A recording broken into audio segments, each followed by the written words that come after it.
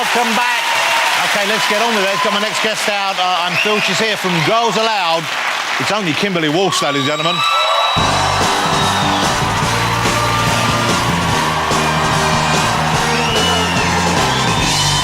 look stunning. Congratulations.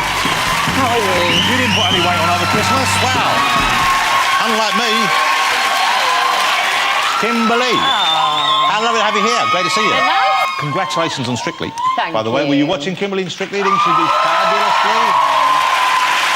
Runner-up, you should have won, you were robbed. Oh, bless you. No, it was really a great experience. I loved it. Here's my problem with this Strictly that you're in, though, is normally one of the things that excites everyone is when people go in, you say, OK, which ones are going to leave their partners and fall in love and have illicit affairs with the people they're dancing with?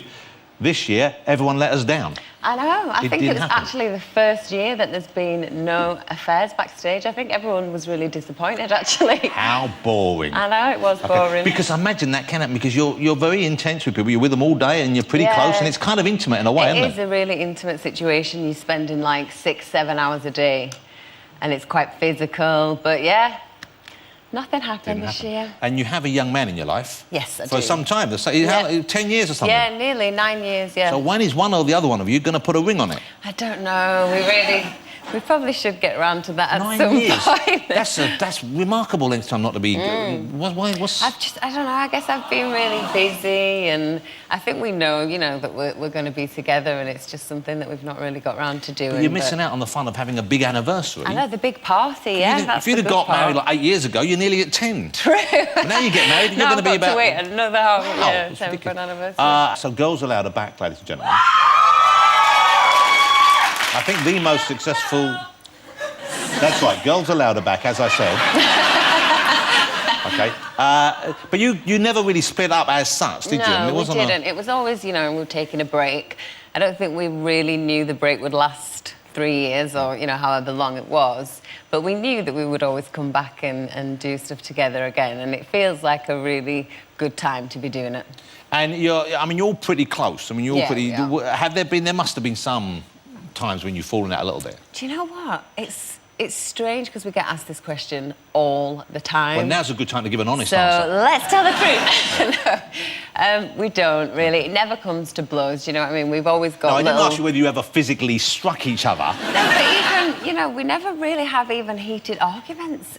We're, like, really quite... Well, that's not what diplomatic. I think that's the way to describe it. I've heard you did well a lot. You did not Some hear of you that. did. But no, because there's 5 of us, you can always kind of come to a diplomatic answer because it's like, if 3 of you wants it, that's what it is. Stop looking at me like that. We didn't argue. I bet you did sometimes. Little arguments, maybe, but not really. You've done a kind of greatest hits tour before, haven't you? Yeah, we did one a few years ago, but now we've got like over 20 top 10 singles. So every song that we perform, hopefully everyone's going to know and they're going to know all the words and it's going to be fun. And you say everyone in the audience will know all the words, but do you girls remember all the words? That is a good point.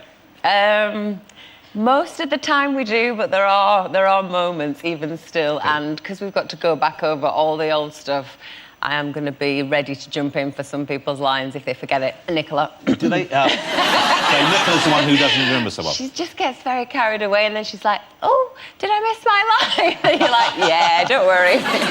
Who's got the best voice in Girls Aloud? Why is that a tricky question? One of them must have a better voice than the other. Everyone knows Joey couldn't sing in the Spice Girls, apart from Jerry. She was the only one who didn't know that. I know, but I'm not saying anyone can't sing in the band, but maybe you have different strengths. But I know you've got a good voice. I feel like everyone's got actually got really good voices, and we all know where our strengths are, so we all kind of cover the things that we're best at. And Cheryl, can she sing? Yep. Okay.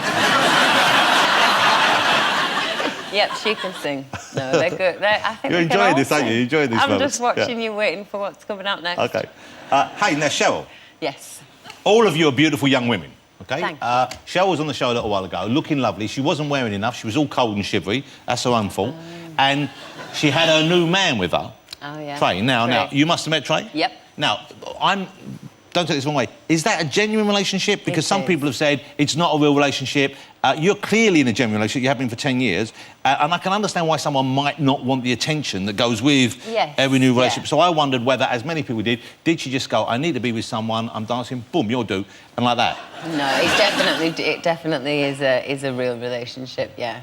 And so she's known him for quite a long time, a few years. He danced for her the first time years and years ago, and then, yeah, he's a lovely guy, so I'm happy that he makes her happy. So you're spoken for. She's with lovely Trey. Yes. And do you predict that to be, do you think that's... I think it could definitely go the distance. Wow. Yeah, they're really happy. I get the feeling, am I right in saying this, that you are kind of, saying the mum of the group, but you're more kind of in charge of the other girls, you keep an eye on them more than them, you? I think I am a little bit of a mother figure in the group. I think because we were all so young when we got in the band, I kind of was the only one that could organise everything. I kind of was a bit, I was up for the role a bit more, and they kind of asked me to, so I took control of all the accounts and all the boring stuff and just tried to keep everything going, because obviously we didn't have management really in the beginning, so we kind of had to, do it all ourselves. Wasn't Louis meant to be your manager in the beginning? Meant to be. Yeah. So you girls stepped in and, Yeah, so we had to kind of take control ourselves, and we really didn't want it to end, we felt like it had only just begun, so we were kind of just doing anything we could to keep it together. So I would call the girls and say, right, we've got a gig tonight, we don't have any costumes, we've got no hair and makeup, so we'll do it in the car, and then if we all just wear jeans and a vest and some Timberland boots, don't ask me why, and then we'll all look the same. That sounds like so much fun, though. But it was, I do have really good memories, actually, of those days. Have you ever, have any of you performed on stage and you've been so out of it or so tired from the night before that it hasn't quite gelled the way it should? Do you know what? We did take a gig at New Year's Eve once at GAY, and we dressed as Christmas fairies, and by the time we got on stage, it was literally like 2:30, 3:15, and we were gone. I can't even remember anything about the gig. I know it was bad, because I had friends and my sisters were there, and they were like, you never want to see that back, ever. We've got some footage from that, which we decided not to show. I'd love to see that. 5 sexy, really drunk Christmas fairies falling over in front of a lot of really amped up gay men. Yeah, exactly. Sounds like the greatest thing you could ever see in your life. It was fun. And so you've got a solo album out. It's show tunes. It is. It's called Centre Stage. You chose these all yourself? These are all favourites of yours? Yeah, I did. Yeah, I chose them all. They all kind of mean something to me, actually. I've either sang them before as a child or, So I loved it. This is a little taste for you. It's lovely. You have a beautiful voice. Thank you. OK, this is One Day I'll Fly Away. Beautiful. Beautiful voice. Beautiful performance. Would you tour with that? Would you like to do a solo tour with that yourself? Do you know what? I would love to do, like, maybe a little intimate theatre tour. Do it in a small club somewhere. Yeah. You and Eddie together singing. Let's do it. OK. Madness in the background. Maybe that would work. And I'll come out and rap in the middle. Yeah, that would work. Lovely to see you again. Thank you so much for coming on the show.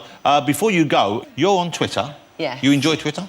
I do now. I'm quite new to it, and I really sort of fought it for a while, but now I love it, If someone wants to follow you on Twitter, what is your Twitter handle? I am at Kimberley J. Walsh. Kimberley J. Walsh.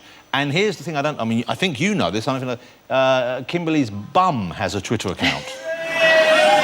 But this isn't something you set up, is it? No. It's true.